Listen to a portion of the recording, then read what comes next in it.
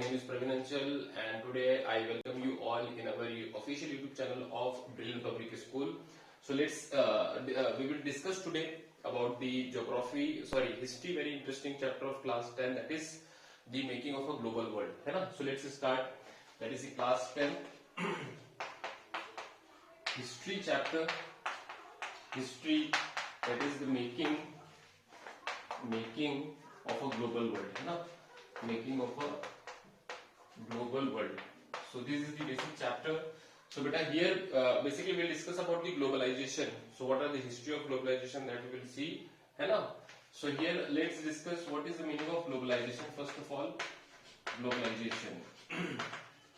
So one thing you must remember always that this is the revision lecture, है ना? So we are revising all the important topics. This chapter has already been completed in our regular classes, है ना? So this is what recap or the revision lecture. Fine. So we'll not go into that much detail. I'll give you only the recap. Fine. If you find any difficulties, any problem, you can always contact us, है ना, through MS Team or through Intel application. Okay. So let's discuss about this. What is globalization? So globalization is the movement of people or the product or the services across the nation, है ना? Across the nation of the entire globe is known as globalization. Okay, once again I am repeating.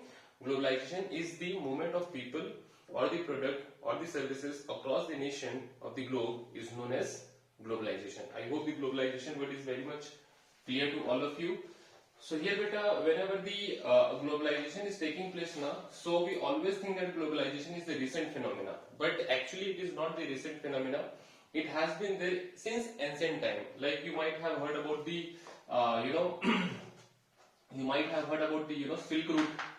Okay, Silk Route, that I think started from 130 BC and it lasted up to 1453 AD, है ना? 130 BC it started and 1453 AD it lasted. So about 1500 years it was there, है ना, approximately, and it was connecting Asia to Africa to Europe, है ना? So Asia, Africa and Europe were connected through land and sea route in this Silk Route. So through Silk Route the business across the nations were possible, है ना? Apart from that, you might have heard about Indus Valley Civilization. Okay, Indus Valley Civilization. So Indus Valley Civilization is also a very interesting example because this is the civilization of India, है ना, which is around 5,000 years old civilization, है ना, 5,000 years old civilization, and in this civilization also we were doing trade activities with foreign countries like Iran, Afghanistan and all. Fine. So what I wanted to say, globalization is not a present term. We are practicing this particular process or the globalization since ancient time, है ना? I hope this is clear to all of you. After that, beta, here I just wanted to tell you that whenever we are talking about globalization, so it is basically the movement, है ना? So movement of people. With movement of people, the product and services are also getting. But when people are moving from one place to another place, so they carry their culture, they carry their tradition, they carry their food item also, है ना? So when people are moving, so with them the food also gets traveled from one place to another place, and sometimes the disease also, है ना? Disease also moves from one place to another place. Like recent example is the coronavirus, you can see, है ना? So who is transmitting coronavirus from one place to another place? The people only are transmitting. Fine. So when people are moving from one place to another place, so they carry their food item also, and they carry sometimes the disease also, है ना? So one example I just want to give you about the people. So here you might have heard about the Vasco da Gama and Christopher Columbus, है ना? So Christopher Columbus has discovered America in 1492 and Vasco da Gama has discovered India in 1498. And later these two people have began the path of exploitation of America and India both, है ना? So this is the the people who were traveling from one place to another place, especially the traders, है ना, the travelers, the merchants. They are basically traveling from one place to another place. Fine. So you must remember about the Christopher Columbus and one more, Vasco da Gama. Fine. Now the next one here is food. So food is also getting traveled from one place to another place. You might have heard about China. So in China, the noodle is very famous, which later went to Western countries like European countries, and then it became spaghetti. Similarly, the pasta is there from the Arab countries. It went to Western countries. So many food item has traveled from Asia to Europe to Asia. Fine. So this food is also traveled. The disease is also traveled from one place to another place, or one country to another country. Like in case of here now, in this chapter, there is one very dangerous disease was there, which was known as smallpox. So remember highlighting, I am highlighting this very important disease which was known as smallpox. Sometime in flow our friends are writing chickenpox. So but it is not chickenpox, it is what? Smallpox. It is the contagious disease. What is the meaning of contagious disease? From one person to another person it is transmitting. That is why it is called as contagious disease, that is smallpox. So intentionally now some colonial powers such as Portuguese and Spanish people have sent some people who are having the smallpox disease to American continent. And in American continent on that time, tribal people were living who were known as Red Indians. So Red Indians of America were not having that much resistive power against the smallpox, and when they had smallpox disease, so they could not survive, and a number of American tribal people which were called as Red Indians died due to smallpox. And later they surrendered also because they could not fight against the smallpox. So in that type of process, you can understand how some countries like Portuguese and Spain has made America to surrender due to this particular disease which is called as smallpox. I hope this case study is clear to all of you. But after that we will discuss. I hope people, food and disease is very much clear to all of you. Then there is a flow. One flow is there, that is flow of trade, flow of capital, flow of people. Fine. Flow of people, flow of trade, and flow of capital. Okay. So this is also very important. But see, when the people are moving from one place to another place, so with them, the trade activities will also move, and you need capital for the payment also. Okay. So this is very important. Flow of trade, flow of capital, and flow of people. So when people are moving from one place, like suppose one example I am telling to all of you. Suppose if the Indian people will go to America for working there in IT company, then it will be called as flow of people. Understood? Suppose when we are doing trade activities, when we are sending our steel to Japan, then it is called flow of trade.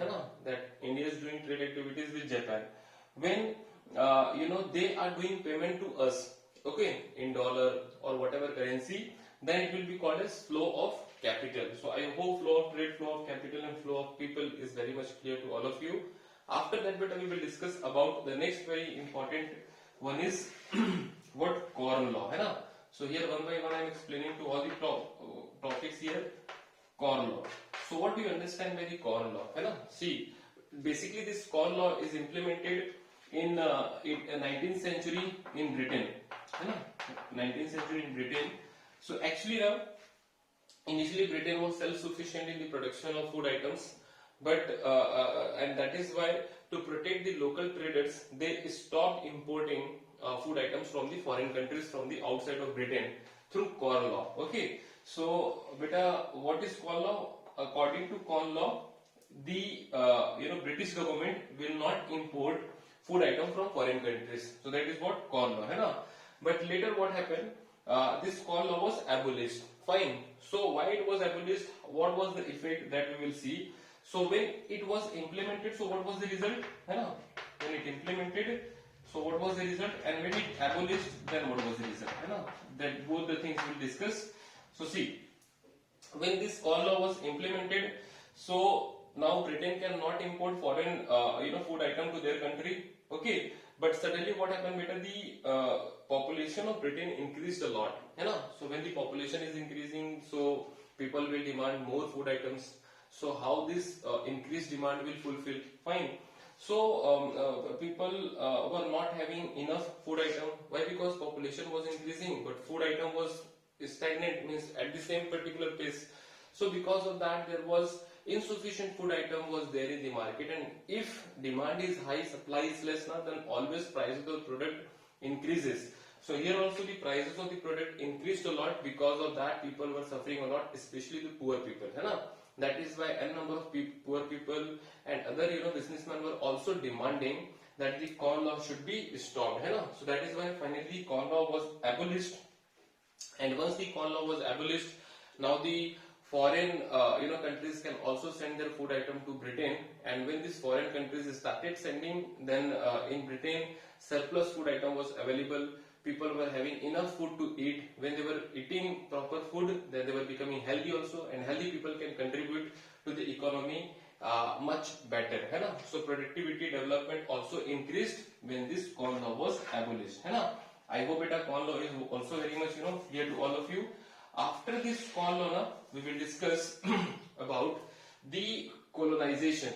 What we will discuss? The colonization. So let's discuss about the colonization here of the, that is late 18th century colonization, late 19th century, let's say 19th century, है ना, colonization. So what is the meaning of beta colonization? Colonization is the process where powerful countries are making weaker countries as their colony. Like Britain has made India as their colony. The process will be known as colonization, है ना? So in 1885, you won't believe, the powerful countries of Europe, है ना, has made in Berlin, and they carved the entire Africa, that this part will be there, that part will be there, there. So this type of carving took place in 1885 of the entire Africa, like where we are cutting like cake pieces. This piece will be yours, this piece will be yours. Similarly, these powerful countries of European continent made at the place which is called as Berlin, and they completely carved out the Africa continent. Fine. So this you must remember when they have met in 1885, and there was one very interesting case study that I wanted to tell you in 1890s. है ना? In 1890s, this case study is from Africa. है ना? In 1890s. But if the pace will be little bit faster now, you can rewind the particular lecture and you can again listen. Fine. So in 1890s, there is one case study from Africa. So what happened, beta? Please try to understand. African people are basically, their main source of livelihood is cattle rearing. है ना? They have the cattle, they have the animals, and from there only they are earning. So here, what Britain did, Britain intentionally sent one particular disease to African continent, and that disease is the animal disease. And it was not the human disease; it was the animal disease, which was called as rinderpest. Okay, which was called as rinderpest. So who has sent this? British people have sent this rinderpest to which continent? Africa. Why they have sent? Because African people main source of livelihood was animal or the cattle rearing. Fine. So through this rinderpest, now about 90% of African animals killed. 90% of African animals killed. Now better you imagine, the tribal people of Africa don't have animals now. They're all animals died. So since they don't have animal, they don't have any source of livelihood. They don't have money. They will completely live pathetic life. So ultimately, they also surrendered in front of Britishers, and Britishers captured and subjugated this African continent. Fine. So please remember about the rinderpest when 1890s. Which continent? Africa.